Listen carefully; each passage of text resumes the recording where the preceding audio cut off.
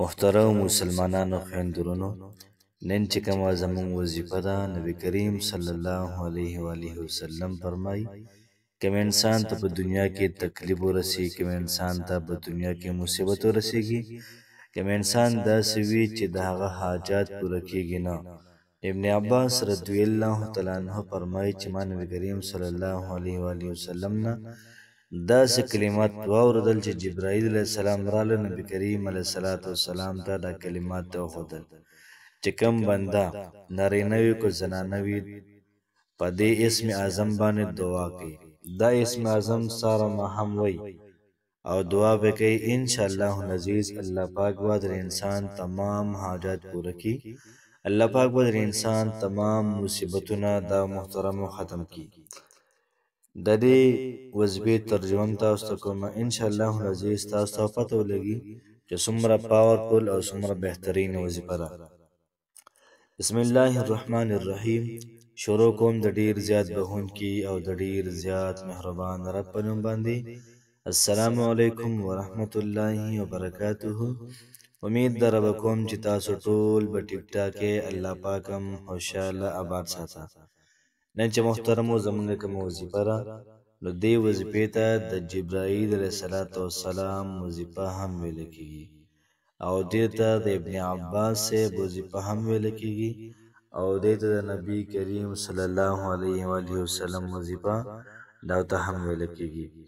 محترم مسلمانانو، کو څوک په دنیا کې داسې وي چې په هغوی باندې ټینشن راغلی وي، دا وظیفه لري کې الله پاک وي تمام ټینشنونه ختم کړي. که بچا محترم اوس مشکل راغلی وي، دغه مشکل حتمیږي نه، دغه وظیفه د دغه مشکل لپاره پاورفل ده.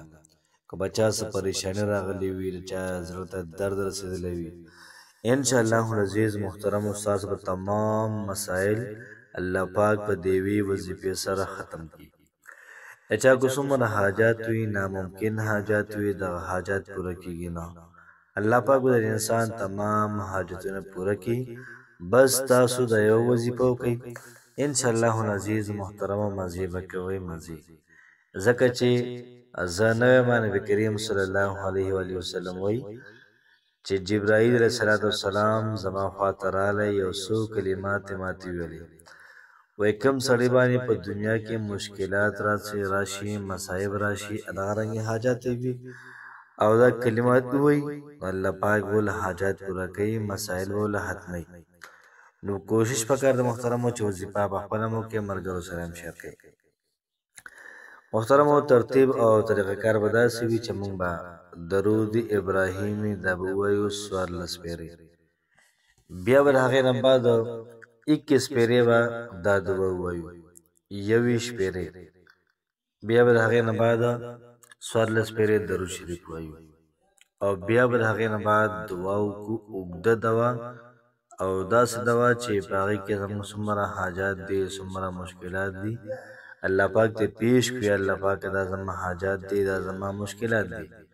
نور ستاسو نه خویندې دي، څونه وروڼه دي یا څونه کسان چینل ګوري، الله پاک د ټولو خلکو حاجات دا پوره کړي، د ټولو خلکو مسایل دا پوره کړي. نو د غایب سړي لپاره دعا کول ستا په حق کې فرشته به دعا کوي چې الله پاک دې سړي کار وکړي، لکه مطلب ته یو ته ووایي چې الله پاک دې پلانکي سړي له دومره حاجات پوره کړي، فرشته وایي الله پاک لومبی ده له پوره کړي، بیا هغه بل کس هم کوه. نو که تاسو ګورئ د بل لپاره دعا کوو، انشاءالله العزیز الله پاک به زموږ وران کارونه دا به سموي. نو زه وظیفې طرف ته وظیفه داسې ده: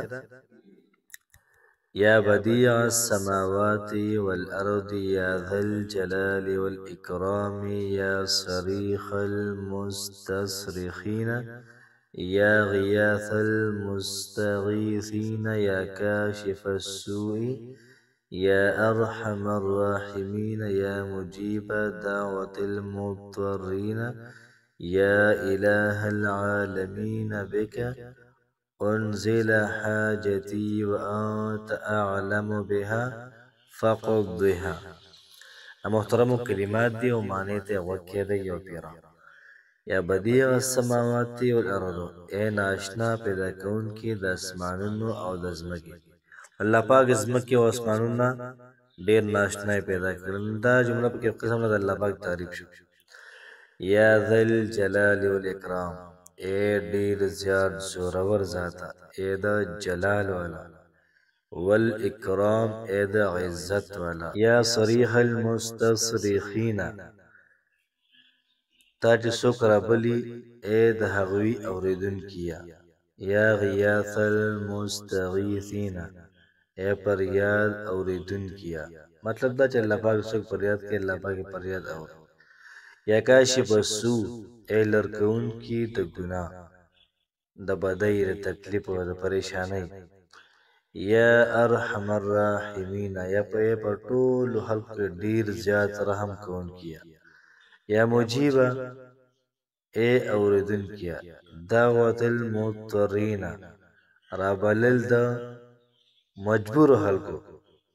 یا اله العالمین بک اے زمن پروردگار، انزل حاجتی زما حاجتونه د پوره کړه، وانت اعلم او ته پوهیږي بها په دې باندې فقدها بس پوره کړه. محترم وظیفه ډیره زیاته ناشنا او ډیره زیاته عجیبه ده، نو کوشش وکړئ چې په خپله مو کې ملګرو سره هم شیر کړئ. الله پاک مو خوشحاله آباد ساته. السلام علیکم ورحمة الله وبرکاته.